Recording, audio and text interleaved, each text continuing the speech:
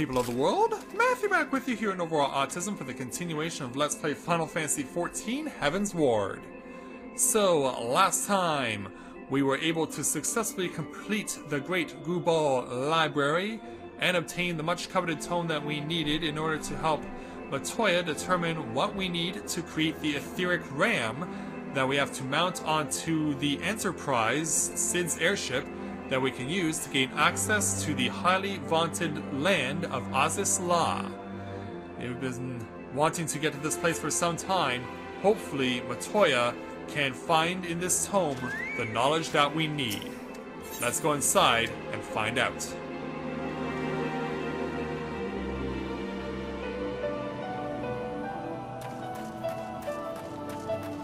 So yeah, we get to come back to this tranquil cave with talking frogs and also talking brooms. So, Alphnode, Shdola, it's been a while, but Matoya, you're the reason we're here. I take it you found the tome?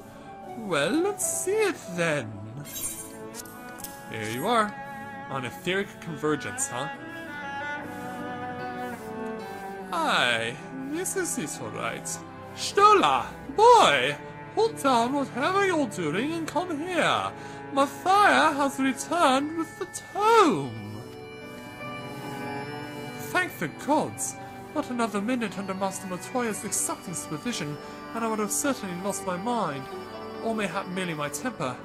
Some things never change indeed. Well, I for one appreciate the exacting supervision. In the short, while we have been here, I feel I've gained a far better understanding of arcane entities than I did during my entire time at the Studium. That's amazing. Should the opportunity present itself, I should very much like to employ this knowledge for the betterment of mankind. Create a new variety of carbuncle, perhaps. Don't get ahead of yourself, boy. Louis's grandson or no, it'll take another decade under me before you can call yourself a scholar, and a deal more than that to make you a scholar worth a damn. As you may have gathered, Master Matoya is not easily impressed. Clearly not. Indeed. So, Matoya has returned with the tome, has he not? Shall we examine it? Oh, I have to complete the challenge before we get to read what's inside. So be it. So, let's take on the next Level 59 main story challenge entitled An Eye for Ether. Matoya's gaze is firmly fixed upon her tome. Cutscene time! I had not thought to behold this tome again. Well, go ahead and give it an open by unlocking the magical seal on it with your creepy wand that looks like a big long claw. There. It is deciphered. Now your friend should be able to make sense of the contents. Okay. That said, it's one thing to understand the workings of the etheric converger, and another to actually make it work. Of course. You do realize how much ether is required? Oh, I'm sure we do. Pretty much everything in Eosia. Aware of the energy dilemma. His airship is by no means large, and it can only bear a limited quantity of crystals. If only we had white auracite in the etheric siphon. Alas, Minfilia is missing along with both artifacts, and Moonbreeder is gone. Would that there were another ready wellspring of energy for us to draw upon. Why did it not occur to us before? Go on. We already have what we need! The Eye! As in the Eye of Nidhogg? It has been drawing ether into itself for as long as the Great Worms have lived! It is a veritable wellspring of energy! It might just suit our needs. But is this energy something that can be harnessed at will? Hey, if a steady hand can do it. I believe so, with the aid of the Azure Dragoon of Ishgard. Then it is Which means settled. guess where we get to go back to. Let us return to the Holy See at once. Indeed. A reunion with my brother is long overdue. And so Ishgard, on behalf of our party, says the goodbyes. I guess we will be taking the tome with us. I mean, that was the reason we came here. Wait. What's up?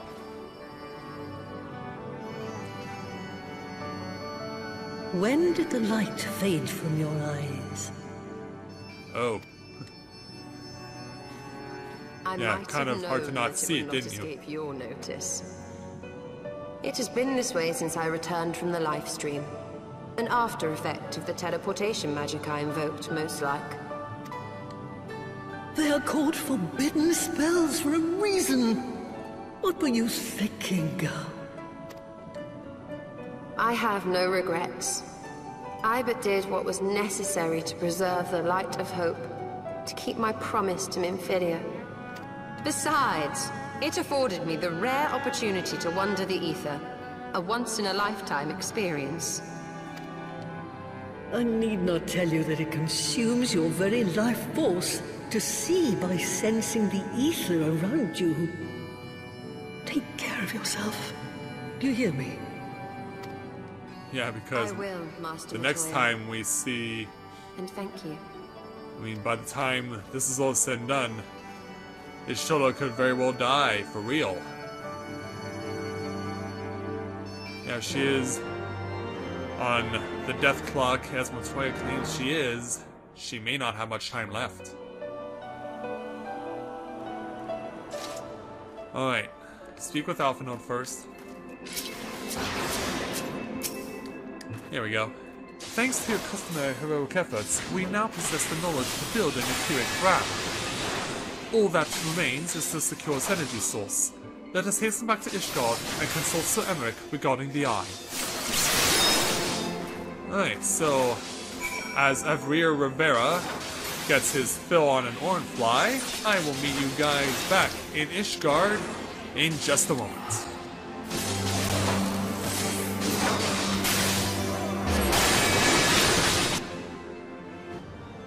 And so we have returned to Ishgard and now are standing at the door to the congregation. So let's go inside and meet with Sir Emmerich, Lucia, but noticeably Estenian is missing. Well, I guess he'll arrive soon enough as we get this cutscene underway.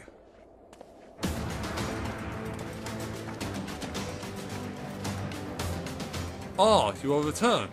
Yes, we are. Sir Emmerich, I am pleased to see that your recovery proceeds apace. May I introduce Ishgard Lla, a fellow scion of the Seventh Dawn and Archon of Charlian. My lord, pray excuse me for foregoing to do pleasantries, but we seek your counsel regarding the etheric ram. Though we now possess the knowledge to build such a device, we yet lack an appropriate source of energy with which to power it. We believe, however, that Ishgard may possess the solution to our problem. You need not apologize, my lady. Full eager am I to learn of your progress. Please, tell me of this energy source that you believe we possess. I'll tell you all about it. My brother has it. And you are certain that the Eye can lend its power to Master Matoya's etheric converger? At Estenian's command, yes. Very well. I shall speak with him. Because I got a Skype message here. Okay. Yeah, it's just Sakura letting me know she's coming back in a little while. My thanks, Sir Emmerich. Nay, my friend, 'tis I who should thank you, as should every Ishgardian. You labor in our name with knowing a care for your own safety. Let us next speak with Sid. He will doubtless be eager to begin work on the etheric ram. I will agree with that wholeheartedly.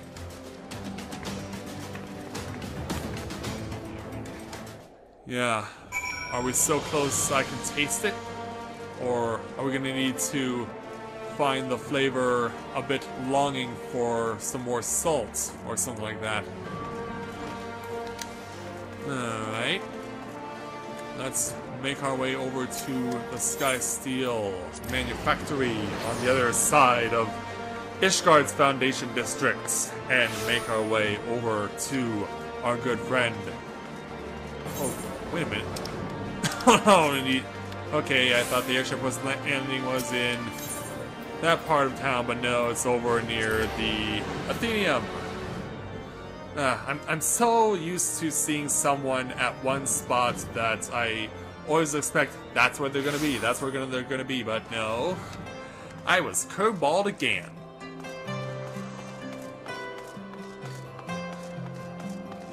Alright. Yes, there's our airship landing. So what do you say we pay a visit on to little old Sid and let him know? And let him know what we have in mind. And hopefully he's made work on building the base for this ram. Sid?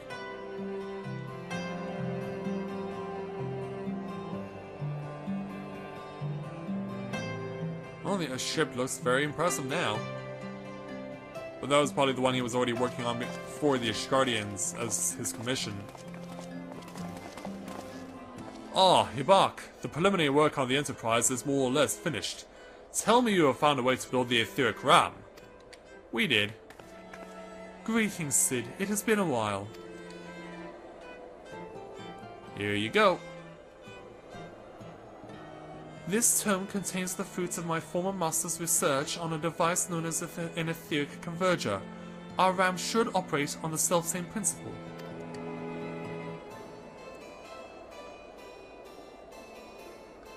You can read it alright? Ah, well, my manners. Putting a toy like this in my hand, and I go off into my own world. Gods, it's good to see you, and bearing a gift besides. A very distracting one, if I might add. If I didn't know better, I'd think it was my name day. In other words, his birthday. But there'll be time for tearful reunions later. I'll make a start on the tome right away. So long as I have a grasp of the fundamentals, I should be able to knock something together. Which leaves the small matter of the energy source. I'm expecting on cue. We believe we have found a solution to that problem as well. And here he comes, accompanied by Sir Emmerich. Hey, Estenian, pray forgive us our lateness. Asia Dragoon at your service. The power of the eye is not to be drawn upon lightly, but I believe we have sufficient cause to do so. So this is the fabled eye. By the 12 it seethes. 'Tis such a wonder, 'tis a wonder such power can be contained, much less controlled. This guy knows what he's doing. Boys, our friends have kindly provided all the ingredients. Let's see if we can't make something out of them. You heard the chief. We're not resting until the etheric ram is operational. Not one wink of sleep.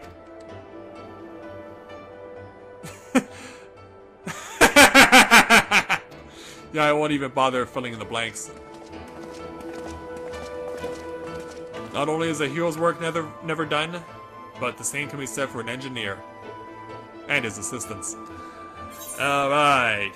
Another 86,000 experience points is mine! Woohoo! So, let's speak with Alpha Node to take on our next level 59 main story challenge entitled Hour of Departure. Alpha Node has a final task for you before departing for Azys Lla. Given the danger of the task that lies before us, I think it only right that we take a moment to bid our friends and allies farewell. Alas, Sid requires my assistance with Master Matoya's rather singular writings. Might I entrust the task of visiting those who remain behind to you? Starting with Sir Emmerich. Yeah, we're going and we're never coming back. So the hour is nigh. Would that I could join you in the coming battle, but with my wounds I fear I will only be a burden to you. In consulting with the Asians and availing himself of primal powers, my father made himself an enemy of all that is good and right in the world. Do whatever you must to end his madness. May the Fury watch over you. We also have to speak with Lucia, Tataru, and even Hilda. The latter is a bit of a surprise, but I will not complain. And none of them are within... No, they're all on the other side of the city. And thankfully, they're all within the same relatively general area.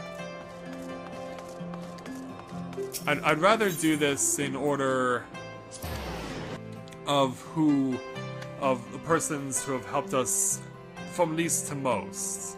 It should start with Hilda because, yeah, she only had a very temporary role in this game. as far as the main story is concerned, so we probably should speak with her first. I feel like it's only fair. And we'll leave Tataru for last, so... Yeah, so she should be... Well, actually we warped to the wrong area. Let's get ourselves closer to Hilda by going to the broom. Yeah, centralized point of location notwithstanding, but still, I feel like we should have come over here first. Oh, and she's down here anyway. Hey there, Hilda. Well, if it's Hank, my own friend Matoya. All to face the Archbishop and his cronies, is it? I'd love to go and give those bastards a good walloping myself, that snake-shire bear especially, but I've got to stay here and keep an eye on things. With the Archbishop gone, some of the poor folk might get it in their heads to do something stupid like storm the pillars. But blood won't get us what we want, and I need to be around to remind them in case they forget. No need to worry about us anyway. I'll work with Sir Emmerich to preserve the peace. You just concentrate on settling the score with the Archbishop, eh? I think that is quite fair. Now we'll go ahead and run around the loop in order to get ourselves to the remaining ladies. And next should be Lucia, because of course Tataru's been with us the longest. Of course, her introduction was all the way back in the early part of year 1. So let's give our farewell to, I guess we could call her our second favorite, Garlean, yeah, because of course Sid's our first. Lucia? This is it then. Go well, my friend. I shall pray to the Fury for your preservation. Mayhap you think it strange that the daughter of Garlemald should pray? I do not blame you. I used to think it passing strange myself. But all that changed when I discovered something dearer to me than mine own life.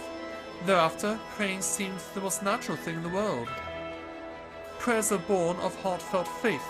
In manipulating the people's beliefs for his own twisted ends, the Archbishop makes a mockery of this very existence. It cannot be borne.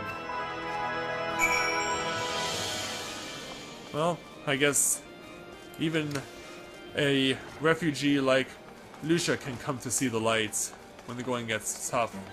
I guess, well, under Ishgardian law to see the light. And Tataru, you're last but least. So you have to face the Archbishop then? Please be careful and watch over the others, will you? Oh, and by the way, we have not noticed that, yeah, Tataru is actually sporting a new look. Yeah, she's actually almost wearing the Valentine's Day attire that we were wearing back in year 2 of Realm Reborn. Yeah, this was most unexpected, yeah. Who knew that Tataru had changed clothes too, because I hadn't noticed it. We've lost too many friends as it is. Some may yet return to us, but I couldn't bear to lose anyone else. I just couldn't. I realize it's asking a lot, but you're the strongest person I know, and I don't think there's anything you can't achieve if you put your mind to it. So please, whatever else happens, keep everyone safe. And then we have to speak with Sir Edmond's at the Forgotten Manor. Yeah, they're just gonna send us all over the place. And we'll have to speak with his sons, too. Yeah, I'm sure that they will be more than happy to see our return. Because it's been such a long time since we've set foot in Fortaunt Manor. And since we are, you know what that means, right? Proper courtesy being demonstrated. It's just what I like to do. It's just occurs so naturally to me these days with the game.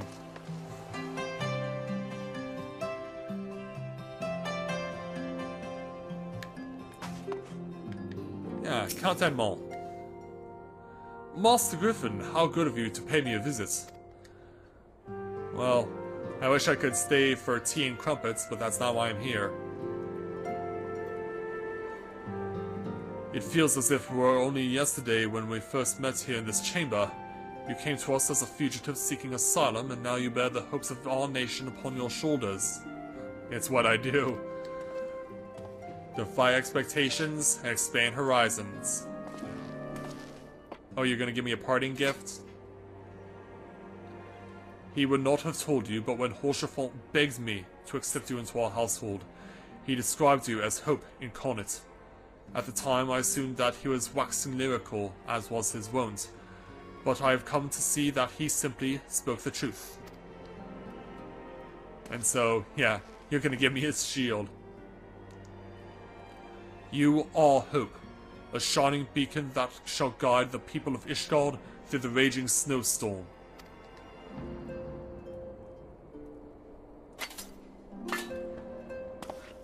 I'll take good care of it.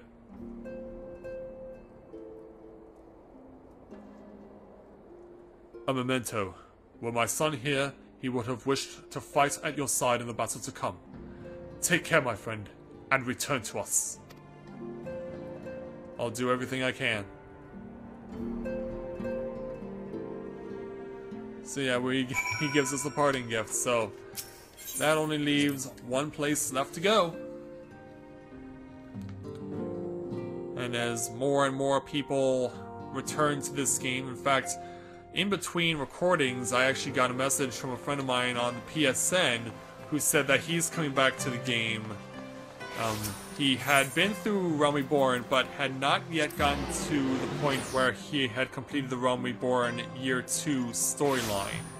He had not yet completed the patch 2.5 storyline, so he still has to clear that. Plus, on top of that, he also has to clear everything that you've seen me doing in this Let's Play so far, and then some. Because we're not done yet. No, we still have much more to do, and many... Well, Azys Lla could be the last place, but who knows, there could be more to it than just that. Alphanode, Count Edmund bequeathed to you Lord Horsefont's shield. A noble gesture. We bear the hopes and dreams of full many souls. Let their faith in us be a source of strength and courage as we face our remaining trials. Let's hope you're right on that. So, we get the achievement Hope Enkindled. So, yeah, I think that now that we've done all this, I think this will be a good time to call the episode here, because as far as main story is concerned, this could be the point of no return, and if that is indeed the case, then we need to ready ourselves for what is to come. Let's just hope that this etheric ram works, that we can gain access to Azys Lla, and put an end to the machinations of 3 different factions. So with that, I'd like to thank everyone for watching the continuation of Let's Play Final Fantasy XIV Heavensward, and when I join you again, we will accompany Alphanode, Cid, and Estenien to Azys Lla, in the hopes of bringing the evil intentions of the Archbishop, the Asians, and the Guardian Empire to an end once and for all. So, I will leave you with a parting shot of an Ishgardian sunset. It doesn't happen often, so take it, enjoy it, and drink it in, cause we may not see another one in this Let's Play. So until next time, everyone, this is Matthew at Navora Autism, saying take care, and I'll see you soon.